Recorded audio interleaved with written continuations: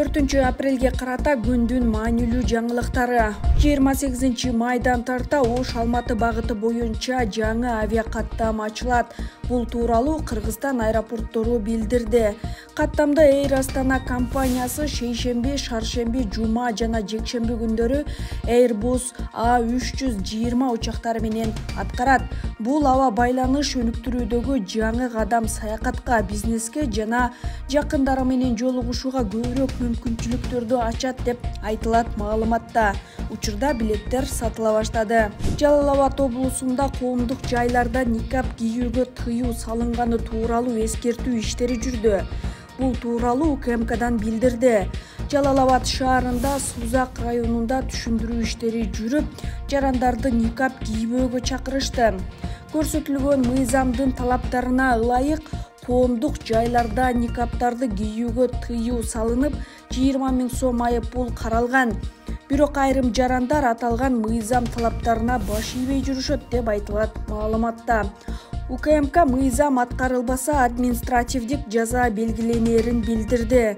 Президент Садыр Жапаров 2025 жылдын 21 январында дин тутуу эркиндиги жана диний бирикмелер жөнүндө мыйзамга кол койгон. Бул тууралуу өлкө башчысы Facebook баракчасына да пикирин билдирип жазган.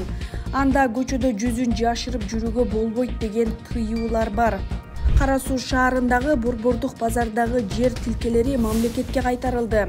Жердин аянты 5600 чарчы метрди түзөт. Бул тууралуу Транспорт жана коммуникациялар министрлигинен билдиришти.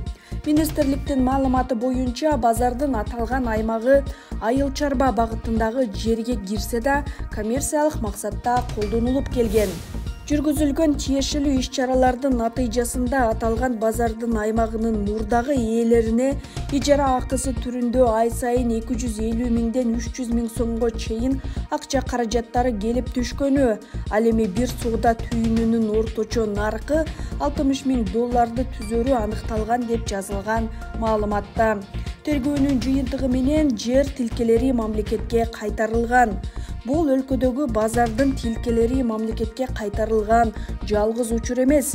Буга чейин өзгөндө Бишкектин Аберон ишканасынын Дордой жана Орто Сай базарларынын тилкелери дагы мамлекетке кайтарылган.